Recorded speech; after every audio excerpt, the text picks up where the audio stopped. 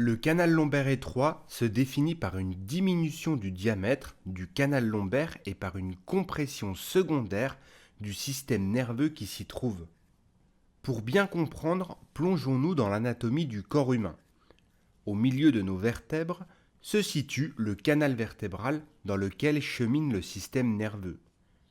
Généralement, le diamètre du canal est satisfaisant pour assurer un bon fonctionnement du système nerveux.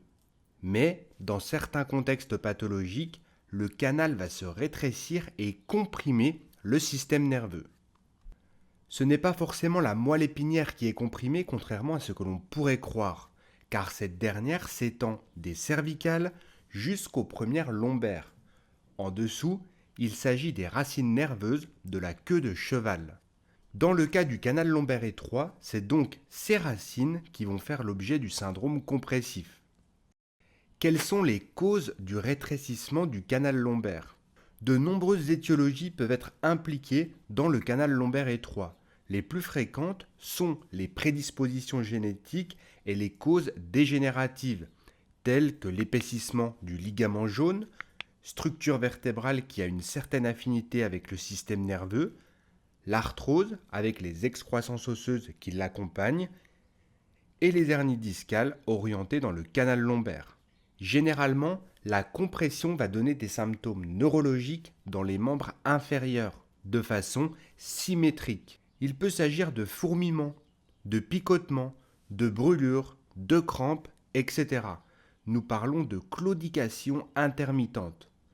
Le patient décrit typiquement l'apparition de ces sensations lors de la marche, le seul moyen de se soulager étant de se pencher en avant ou bien de s'asseoir. Pourquoi un tel soulagement sur ces positions?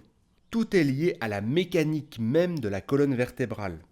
En flexion, c'est-à-dire lorsqu'on se penche vers l'avant, le canal lombaire s'ouvre et diminue donc le phénomène compressif. Le patient est alors immédiatement soulagé.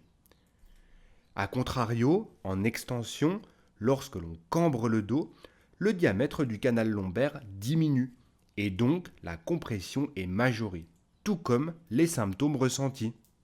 La flexion est donc souvent le mouvement à privilégier en cas de canal lombaire étroit pour se soulager.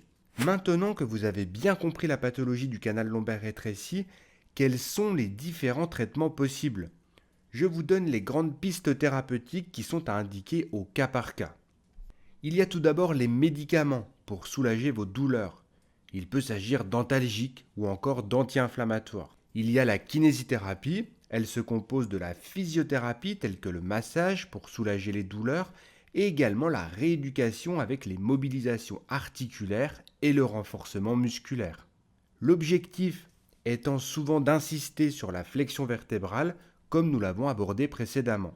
Je vous mets un lien qui s'affiche actuellement sur la vidéo d'exercices à réaliser en kinésithérapie en cas de canal lombaire étroit.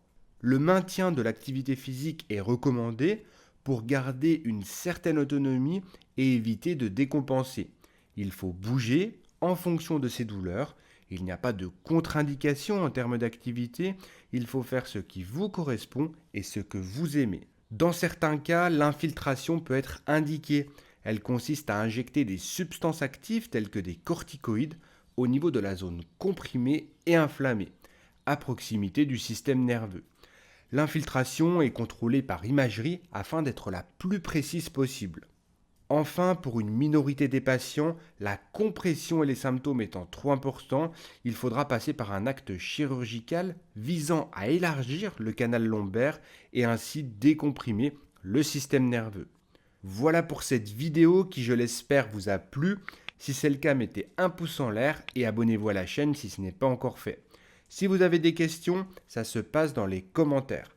Merci pour votre écoute et votre attention. À très bientôt sur Educa Santé.